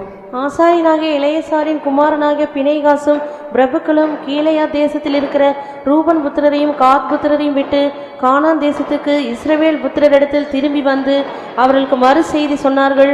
அந்த செய்தி இஸ்ரவேல் புத்திரரின் பார்வைக்கு நன்றாயிருந்தது. ஆகையால் ரூபன் புத்திரரும் காத் புத்திரரும் குடியிருக்கிற தேசத்தை அழித்துவிட அவர்கள் மேல் யுத்தத்துக்கு புறப்படுவோம் என்கிற பேச்சை விட்டு இஸ்ரவேல் புத்திரர் தேவனை ஸ்தோத்தரித்தார்கள். உங்களுக்கு புரிஞ்சுதா இந்த வசனம்? Can you understand this word? எல்லாம் யுத்தத்துக்கு Dress பண்ணி ரெடியா நிக்கறாங்க. And everyone is getting ready for the battle and standing. இவ்வளவு ரெடியா நிக்கும்போது When they were ready for this, இவங்க போய் எல்லாத்தையும் கிளியர் பண்ணிட்டு வந்தாங்க. they have cleared all matter. இவங்க வந்து கிளியர் பண்ணி சொன்னபோது After they cleared the matter, இந்த ஜனங்கள்லாம் யுத்தத்துக்கு போறதை நிப்பாட்டிட்டு எங்க போயிட்டாங்க எல்லாரும்? சொல்லுங்க. stop going for the battle. What did they did? யுத்தத்துக்கு புறப்படுவோம் என்கிற பேச்சை விட்டு இஸ்ரவேல் ஜனங்கள் எல்லாரும் என்ன செய்ய ஆரம்பிச்சிட்டாங்க? ஸ்தோத்திரம் பண்ண ஆரம்பிச்சிட்டாங்க. And going for the battle, they have stopped and started to praise God. மறுபடியும் வாசிங்க 33ஆம் வசனம். 33rd verse. அந்த செய்தி இஸ்ரவேல் புத்திரரின் பார்வைக்கு நன்றாயிருந்தது. ஆகையால் ரூபன் புத்திரரும் காத் புத்திரரும் குடியிருக்கிற தேசத்தை அழித்துவிட அவர்கள் மேல் யுத்தத்திற்கு புறப்படுவோம் என்கிற பேச்சை விட்டு இஸ்ரவேல் புத்திரர் தேவனை ஸ்தோத்திரித்தார்கள். சண்டை போடணும்னு ரெடியா இருந்த பார்ட்டிகள்லாம் இவன் போய் கிளியர் பண்ணனால எல்லாரும் எப்படி மாறிட்டாங்க?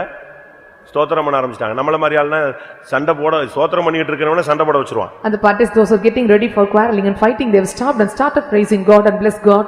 அப்படி ரிவர்ஸ் ஆயிடுவான். And the situation will reverse. இன்னைக்கு நம்முடைய நிலவரம் என்ன? What was our state today? அன்னைக்கு உஷாரா எலியாசருடைய பினகாஸ் அனுப்புனாங்க. எலியாசர் மகனை பினகாஸ் அனுப்புனாங்க. And with diligence he was sending Eleazar's son Phinehas. இந்த பினகாஸ் போனபோது When Phinehas was going, இவன் போய் அவங்களுக்கு விளக்கி சொன்னான். and he was explaining very clearly. அவங்க இவனுக்கு திருப்பி விளக்கி சொன்னாங்க. Again they have explained clearly. அப்ப எல்லாருக்கும் புரிஞ்சிருச்சு. And everyone was able to understand well. என்னல்ல ஒண்ணும் பிரச்சனை இல்ல. There was no problem. நீங்க அப்படி யாராவது பேசுறீங்களா? Are you speaking like that? எரிஞ்சிட்டு இருக்கிற தீல எண்ணெய் ஊத்துறீங்களா தண்ணி ஊத்துறீங்களா? Are you quenching the water for putting fire or water upon the burning fire? சொல்லுங்க பார்க்கலாம். தண்ணி ஊத்துறீங்களா எண்ணெய் ஊத்துறீங்களா? Are you pouring oil or water? இவன் போனதுனால தண்ணி ஊத்திட்டான். And he have gone there, so he quenched the water. இப்ப ஜனங்கள் எல்லாம் யுத்தத்துக்கு போகணும்னு பயங்கர வெயிட்டிங்ல நின்னுட்டு இருந்தவங்க எல்லாம் அதை விட்டுட்டு எல்லாரும் எங்க போயிட்டான்? ஸ்தோத்திரம் பண்ண போயிட்டான். People those were ready to go for war, they have stopped that and started praising God. இதுதான் பினகாசனுடைய speciality. And this is the speciality of Phinehas. பிரச்சனையை அப்படியே அமுக்கி ஜனங்களை துதிக்கிற ஸ்டைல்ல கொண்டு போறது. And he will press down the problem and make the people to praise. அது மாத்திரமல்ல. Not only that.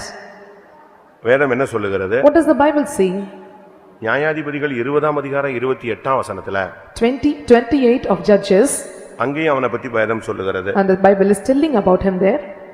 ஆரோனின் குமாரனாகிய எலெயாசாரின் மகன் பினெகாஸ் அந்நாட்களில் அவருடைய சந்நிதியில் நின்றான். அந்நாட்களில் கர்த்தருடைய சந்நிதியிலே நின்று கொண்டிருந்த ஒரு ஊழியன். And he was the servant standing in the presence of God. கர்த்தருடைய வார்த்தையை கேட்டு கேட்டு சொல்லக்கூடிய ஒரு ஊழியன் செஞ்சிட்டு இருந்தான். And he was doing the ministry, hearing the word of God and proclaiming to others. அவன்கிட்ட போய் கேக்குறாங்க ஜனங்கள் யுத்தத்துக்கு புறப்படலாமா புறப்படலாகாதான்னு. உடனே அவன் கர்த்தர்ட்ட போய் கேக்குறான், என்ன ஆண்டவரே போனா கிடைக்குமான்னு.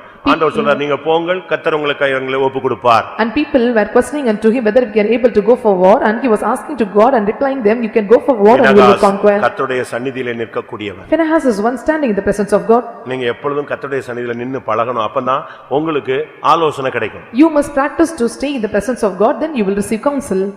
தேவனுடைய சன்னிதானத்துல இல்லாத போது உன்மேல நமக்கு எல்லாருக்கும் பிடிச்ச வசனம், உன்மேல் என் கண்ணை வைத்து உனக்கு ஆலோசனை செய். உன்மேல கண்ணை வைக்கணும்னா நீ எங்க இருக்கணும்? தியேட்டர்ல உட்காந்துக்கிட்டு, ஹோம் தியேட்டர்ல உட்காந்துக்கிட்டு, செல்ல நோண்டிக்கிட்டு, கிண்டலுக்கு அடிச்சுட்டு, தண்ணி அடிச்சுட்டு உட்காந்துட்டு இருந்தா எப்படி கர்த்தர் உன்கிட்ட பேசுவாரு? நீ கர்த்தருடைய சந்நிதியில இருந்தா உன் மேல ஆலோசனை விடும். When you are standing in the presence of God and you will receive the counsel of God.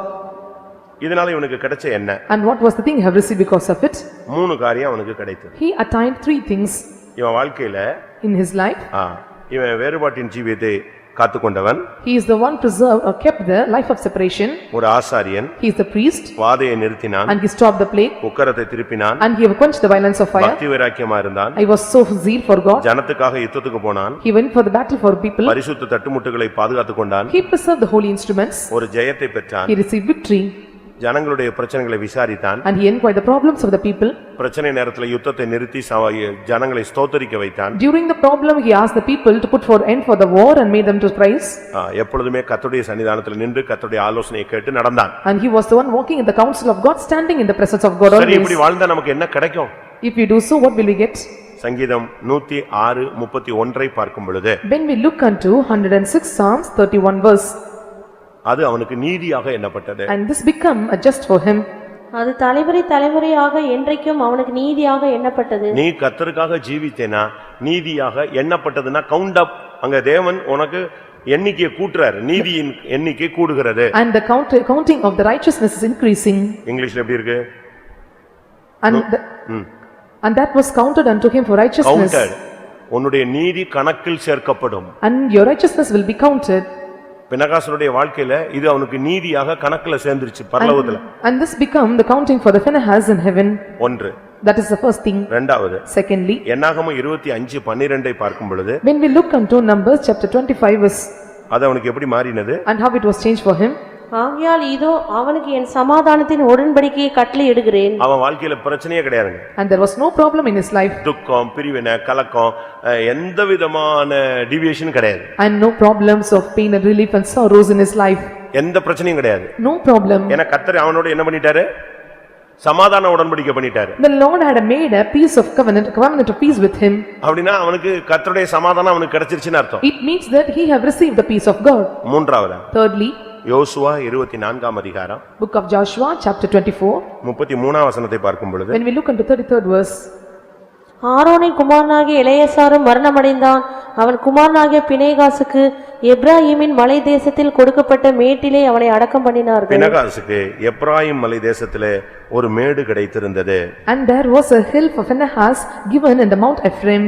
ஒரு மேன்மையான ஒரு இடம், ஒரு எப்ராயிம் மலை தேசத்திலே ஒரு மேடு, அது பினகாசுக்கு கிடைச்சது சுதந்திரமாக. A great or grand place was given to Phinehas as an inheritance. பரலோகத்தில் ஒரு மேன்மையான இடம் உனக்கு கிடைக்கும். And there will be a great or grand place will be given to you in heaven. நமக்கு இந்த நாட்களில் சுதந்திரத்துக்காக நாம் சுதந்திரவாளிகள், சுதந்திரத்துக்கு பங்காளிகளாக இருக்கிறோம். Be inheritor should be the partaker of the inheritance. எல்லாரும் கண்களை மூடுவோம். Let us all close our eyes. நீ ஒரு பினகாஸ். You are Phinehas. நாம் ஒரு பினகாஸை வாழ வேண்டும். And we have to live like a Phinehas. தைரிய தோற்றத்தை விட்டு விடாதீங்க. You should not leave away the bold appearance. எப்பொழுதும் போல்டா நில்லுங்க. You should stand bold or confidence. ஏன்? Why? யாருமே இல்ல நான் இப்படி போல்டா இருக்க முடியும். கர்த்தர் உனக்குள்ள இருக்கிறார். No one is there, how I can stand bold? God is vested inside you. யூதா கோத்திரத்து சிங்கம் உனக்குள்ள இருக்கிறார். And the lion of tribe Judah is staying inside you. நீ தைரியமா இருக்கணும். You should be bold. எந்த சூழ்நிலையிலும் நீ பயப்படக்கூடாது. You should not fear any situation. எத்தனை பேருக்கு அப்படிப்பட்ட ஒரு நிச்சயம் இருக்கிறது? How many are having this assurance? அது மாத்திரமல்ல, Not only that, பாவத்தை கண்டுட்டு நீ பாட்டு கண்காம போயிட்டே இருக்காத. and looking unto sin, you should not go away without சாதாரண ஒரு பெந்தேகோஸ்தகாரனா இருக்காத. பக்தி வைராக்கியம் உள்ள பெந்தேகோஸ்தகாரனா இரு. Don't be an ordinary Pentecost, be a zealous Pentecost. வேறுபாட்டின் ஜீவியத்தை காத்துக்கொள். Keep the life of separation. உன் குடும்பத்தில் இருக்கிற போராட்டங்களை நிறுத்த நீ ஒரு காரணமாய் மாறு. To stop the problems and conflicts in your family, you must be a person. நியாயத்தீர்ப்பை திறப்பின் வாசலில் நின்று திருப்புங்கள். Stand in the gap and turn back the judgment. கர்த்தருக்காக பக்தி வைராக்கியம் பாராட்டுங்கள். And you have to sow zeal for God. யுத்தத்திலே ஜெபத்திலே முன்னுக்கு நில்லுங்கள். You have to stand in prayer and battle. பரிசுத்த ஜீவியத்தை காத்துக்கொள்ளுங்கள். Keep the holiness life.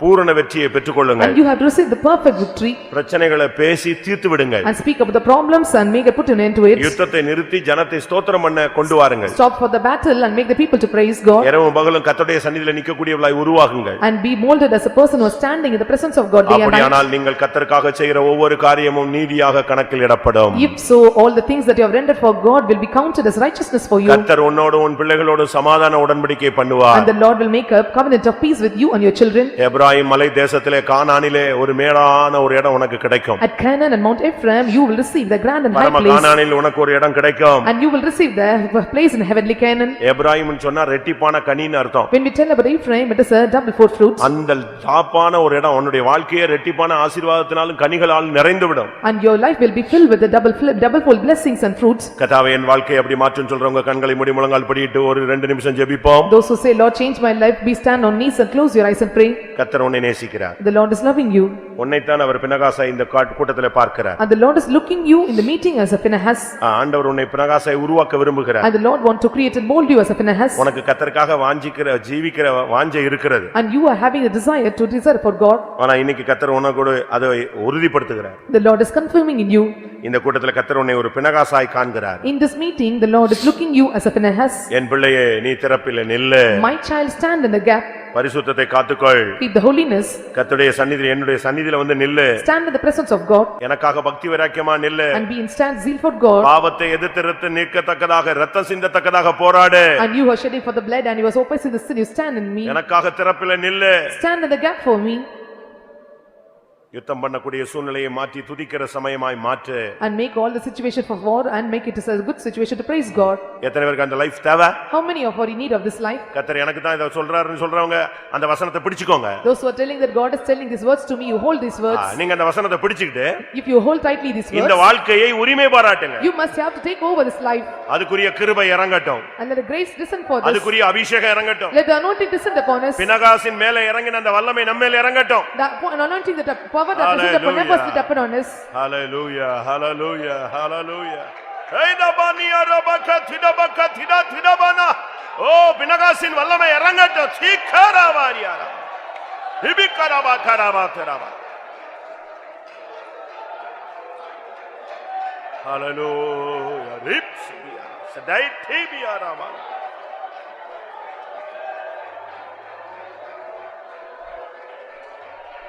ஆம்.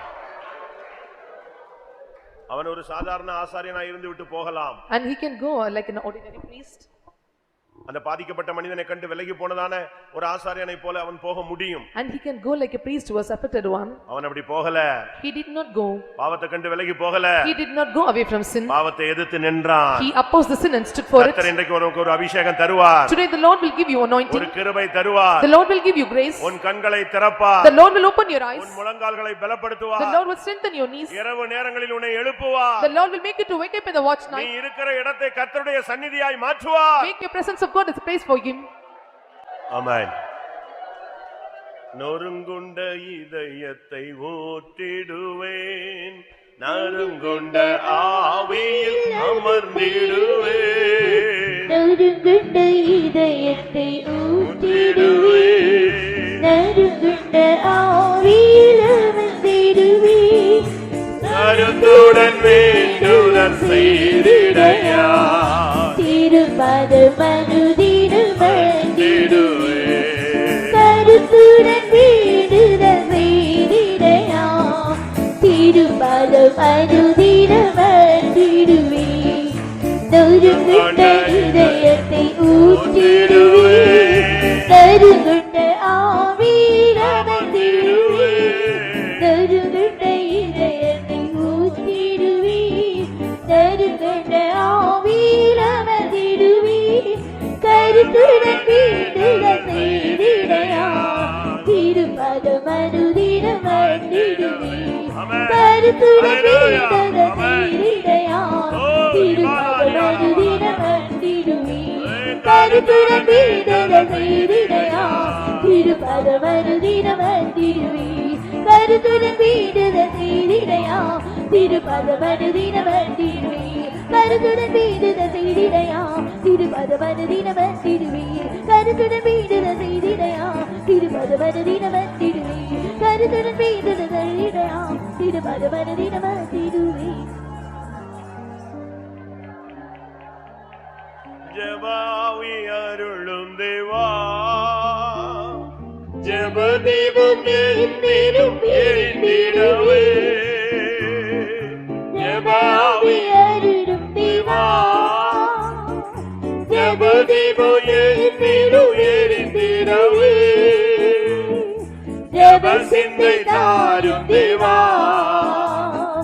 ஜெயித்து நானும் உடன் வீட்டிடவே ஜெப சிந்தை தாரும் தேவா ஜெயித்து நானும் உடன் வீட்டிடவே ஜெப ஆவி அருளும் தேவா ஜெப தீபம் வீட்டில் விரிந்திடவே ஜெப ஆவி அருளும் தேவா ஜெப தீபம் வீட்டில் விரிந்திடவே ஜெப சிந்தை தாரும் தேவா ஜெயித்து நானும் உடன் வீட்டிடவே ஜெப சிந்தை தாரும் தேவா ஜெயித்து நானும் உடன் வீட்டிடவே ஜெப சிந்தை தாரும் தேவா ஜெயித்து நானும் உடன் வீட்டிடவே ஜெப சிந்தை தாரும் தேவா ஜெயித்து நானும் உடன் வீட்டிடவே ஜெப சிந்தை தாரும் தேவா ஜெயித்து நானும் உடன் வீட்டிடவே ஜெப சிந்தை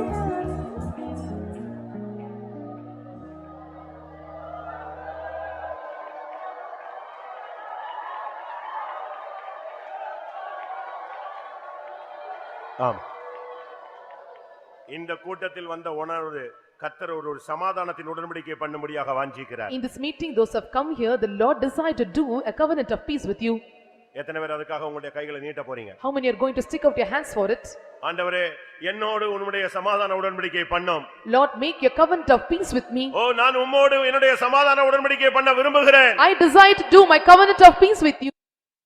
நான் திரும்பவும் சொல்றேன். Once again I say, எத்தனை பேரோடு கர்த்தர் சமாதான உடன்படிக்கை பண்ணனும்னு ஆசைப்படுறீங்க? how many decide that Lord want to do a covenant of peace with you? இன்றைக்கு உன்னோடும் உன் பிள்ளைகளோடும் உன் ஊழியத்தோடும் கர்த்தர் சமாதான உடன்படிக்கை பண்ணிட்டார்னா இனிமே எந்த பிரச்சனையும் கிடையாது, யுத்தம் கிடையாது. If the Lord is doing the covenant of peace with you and your people are children of servants of God, there will not be any battle for you. Amen, amen, amen, amen, amen, amen, hallelujah. Ripaniya rahaniya rabala thudabakarabaka thudabani.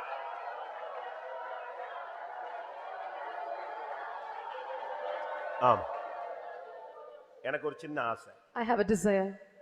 நம்ம எல்லா விசுவாசிகள் குடும்பங்களோடு கர்த்தர் ஒரு சமாதான உடன்படிக்கை பண்ணணும். With all believers family, the Lord must do the covenant of peace with them. அதுக்கு முன்னோட்டமாக And for that, இன்னைக்கு இந்த கூட்டத்துல முழங்கால் நிக்கிற ஒவ்வொருவரோடும் கர்த்தர் சமாதான உடன்படிக்கை பண்ணணும். and the Lord have to make a covenant of peace with all the people who are standing on knees in this meeting. இன்றைக்கு கர்த்தருடைய சந்நிதியில நிக்கிறதான பினகாசை போல கர்த்தருக்காக நிக்கணும்னு வாஞ்சித்து ஒப்பு கொடுத்த ஒவ்வொருவரோடும் கர்த்தர் சமாதானத்தின் உடன்படிக்கை பண்ண வேண்டும். Those who are standing in the presence of God like Phinehas, the Lord have to do the covenant of peace with all. இப்பொழுது உன் கையை பிடித்து அவர் அந்த உடன்படிக்கையை உறுதிப்படுத்தட்டும். The Lord have to hold their hands and confirm this covenant. அபிஷேகத்தினால் அந்த உடன்படிக்கை உறுதிப்படட்டும். Let it is confirmed by the anointing. ரிபாலாக்ஷிடா ஹிதாபகரா ஹிதனமானி அரபானா.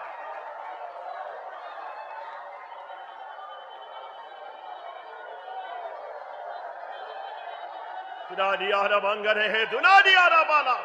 ஓ திடப் திடப் திடா. ஐ லிபிகரா பக்கரா வானியா ரபாக துடவானியா. ஆம். கர்த்தருடைய சமூகத்துக்காய் ஸ்தோத்திரம் பண்ணுவோம். கர்த்தருடைய வார்த்தைகளுக்காய் வல்லமைக்காய் கிருபைக்காய் ஸ்தோத்திரம் பண்ணுவோம். பினகாசோடைய வாழ்க்கையோடு நம்முடைய வாழ்க்கையை ஒப்பிட்டு பார்த்து சரிப்படுத்திக் கொள்ள கர்த்தர் கொடுத்த வசனங்களுக்காய் ஸ்தோத்திரம் பண்ணுவோம். ஒன்று கூட இந்த நாட்களில் வசனத்தின் அடிப்படையில் ஜீவியத்தை சீர்படுத்திக் கொண்டு அவர் வரும்பொழுது அவரை சந்திக்க உதவி செய்ய முடியாது. ஸ்தோத்திரம் பண்ணுவோம். பிதா குமாரன் பரிசுத்த ஆவியானவருக்காய் ஸ்தோத்திரம் பண்ணுவோம். எல்லா மகிமையும் அவருக்கே செலுத்தி ஸ்தோத்திரம் பண்ணுவோம். ஜெபம். பரிசுத்தமுள்ள நல்ல ஆண்டவரே, ஆசீர்வதிக்கப்பட்ட சமூகத்துக்காக நன்றியோடு ஸ்தோத்திரிக்கிற ஆண்டவரே, இந்த மாதம் முழுவதும் நீர் எங்களை பாதுகாத்து இந்த மாதத்தின் கடைசி நாட்கள் தேவ சமூகத்துக்கு எங்களை கொண்டு வந்தீர்கள் ஸ்தோத்திரம். ஒவ்வொரு நாளும் கிருபை எங்களோடு கூட எங்களை பாதுகாத்த தெய்வ ஸ்தோத்திரம். ஆண்டவர் இந்த மாலை கூட்டத்திலையும் கூட கர்த்தருடைய ஆவியானவர் எங்களோட மத்தியிலே கடந்து வந்தீர் ஆண்டவரே.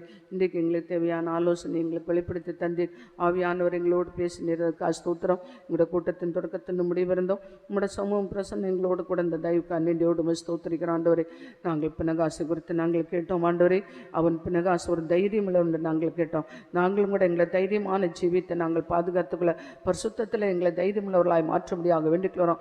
ஆண்டவரே மிகுந்த பலனுக்கு எதுவான தைரியத்தை விட்டு விடாதார் என்று சொன்னீர் ஆண்டவரே. இதுபோல நாங்களும் கூட ஆண்டவரே கர்த்தருக்காக ஆண்டவரே பரிசுத்தத்துக்காக பக்தி வராக்கியுள்ளலாம் எங்களை ஒவ்வொருவரையும் மாற்றும்படியாக வேண்டிக்கிறோம் கர்த்தாவே. ஆண்டவரே ஸ்தோத்திரம் ஆண்டவரே. அவன் பினகாசு கர்த்தாவே அவன் கர்த்தாவை வாதை நிறுத்துறவனாய் காணப்பட்டான் ஆண்டவரே.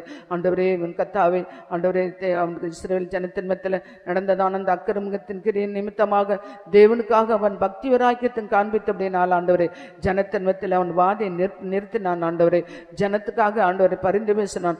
ஜனத்துக்காக தேவ சமூகத்தில் அவன் காத்திருந்தான் ஆண்டவரே. அதுபோல நாங்களும் கூட ஆண்டவரை பினகாசை போல ஜனத்துக்காக பரிந்து பேசுறவர்களாக ஜனத்துக்காக தேவ சமூகத்தில் நிற்கிறவர்களாக எங்களை மாற்றும்படியாக வேண்டிக்கிறோம். அவன் அப்படி செய்தபடினால் அவனுக்கு ஆசாரிய பட்டயம் கிடைத்தது ஆண்டவரே. அவனுடைய ஆசாரிய உழைத்தும் கூட அவன் உண்மையாக செய்தான் ஆண்டவரே. அவனுக்கு தந்த பரிசுத்த தட்டுமுட்டுகளை அவன் பத்திரமாய் காத்து கொண்டான் ஆண்டவரே. அவன் பூரிகளை எடுத்துக்கொண்டான் ஆண்டவரே. நாங்களும் கூட கர்த்தாவை ஜெபிக்கிறவர்களா துதிக்கிறவர்களா தேவ சமூகத்திலிருந்து கர்த்தாவை நாங்கள் காத்திருந்து மற்றவங்களுக்காக ஜெபிக்கிறவர்களா எங்களை மாற்றும்படியாக ஆவியானோட கரத்தில் எங்களை கூட தாழ்த்துறோம் ஆண்டவரே. ஆண்டவரே மோசையும் கூட தேவ ஜனத்துக்காய் பரிந்து பேசினான் ஆண்டவரே. அவன் பக்தி வராக்கியமுள்ளவனாயிருந்தான் ஆண்டவரே. ஆண்டவரே கர்த்தாவே இயேசு பூமியில் இந்த நாட்களில் தேவாலயத்தை சுத்திகரித்து பக்தி வராக்கியமுள்ளவராக இருந்தது போல நாங்களும் கூட கர்த்தாவே ஆண்டவரே இந்த பினாகாசம் கூட பக்தி வராக்கியமாக இருந்தது போல நாங்களும் கூட இந்த பக்தி வராக்கியமான ஜீவித்தை நாங்கள் காத்துக்களை உதேசிங்க தாவே. சகோதரன் நடுவில் அவன் சமாதானத்தை உண்டாக்கினேன் ஆண்டவரே. ரூபன் புத்தருக்கு மற்ற புத்தருக்கு இருந்ததான் அந்த பிரச்சனையில ஆண்டவரே அவன் சமாதானத்தை கர்த்தாவே ஜனத்துக்கு கட்டளையிட்டான். அதுபோல ஆண்டவரே அவர் நற்செய்தி கொடுக்கிறவனா இருந்தான். அதுபோல நாங்களும் கூட சமாதானத்தை உண்டாக்குறவர்களா நற்செய்தி கொடுக்கிறவர்களா எங்களை மாற்றும்படியாக வேண்டிக்கிறோம் கர்த்தாவே. பின்னகாசுரத்தை ஜீவித்தில் இருந்ததான ஆவிக்கிற எல்லா ஆசீர்வாதங்களை எங்களும் கூட தரும்படியாக ஆண்டவரே அவன் பரிசுத்தவனா இருந்தான் ஆண்டவரே. விசுவாசத்தில் வல்லவனா இருந்தான் ஆண்டவரே. ஆண்டவரே அதுபோல நாங்களும் கூட கர்த்தாவே நாங்கள் பரிசுத்தத்துக்காய் வேற ஐக்கியமுள்ளவர்களாய் விசுவாசத்துக்காய் தைரியமான என்று போராட ஆண்டவரே அவனை போல கர்த்தாவே ஆண்டவரே சமாதானம் உண்டாக்குறவர்களாய் காணப்பட எங்களுக்கு உதவி செய்யும்படியாக வேண்டிக்கிறோம். அவன் முடிவிலே கர்த்தாவே அவன் கர்த்தாவே பெரிதான மேட்டிலையும் கூட அவன் கர்த்தாவே என்னுடைய ஆண்டவரே ஸ்தோத்திரம் அவனுடைய கல்லறை இருந்தது போல நாங்களும் கூட இந்த மகிமையான கர்த்தா மலை தேசத்துக்காக எங்களையும் கூட அழைத்திருக்கிறீர் ஆண்டவரே. அந்த சியோனுக்காக எருசலேமுக்காக எங்களையும் கூட அழைத்திருக்கிறீர். நாங்களும் கூட கர்த்தாவை பினகாசை போல உத்தமும் வைராக்கியும் பரிசுத்தமும் ஆண்டவரே கர்த்தாவே மற்றவங்களுக்காக பரிந்து பேசி ஜெபிச்ச ஜெபத்திலே அவன் முன்மேல் வர சமாதானம் உண்டாக்குறவனா இருந்ததில்லை. நாங்களும் கூட அப்படி ஜீவித்து கர்த்தாவே இந்த மகிமையான நித்திய நாளுக்காக எங்களையும் கூட ஆயத்தப்படுத்தும். கேட்ட வசனத்தை இப்படி ஜீவித்து எங்களை பரிசுத்தமாக்கி கொண்டு பரிசுத்தமாகுதலை தேவ பயத்தோடு பூர்ணப்படுத்தும் சந்திக்க தைரியப்படுத்தும். தேவ சமூகத்தில் இந்த மக்களை எல்லாம் ஆசீர்வதித்து அனுப்பும். எல்லா துதிக்க நம்ம எடுத்துக்கொள்ளும். இயேசு நாமத்தில் வேண்டிக்கிறோம் பிதாவே. ஆமென். நம்முடைய கர்த்தராகிய இயேசு கிறிஸ்துவின் கிருபையும் பிதாவாகிய தேவனுடைய அன்பும் பரிசுத்தாவியின் ஐக்கியமும் நம் அனைவரும் சகல பரிசுத்தவான்களுடைய கர்த்தராகிய இயேசு மகிமையிலே வெளிப்படும் மட்டும் கூட இருப்பதாக. அல்லேலூயா.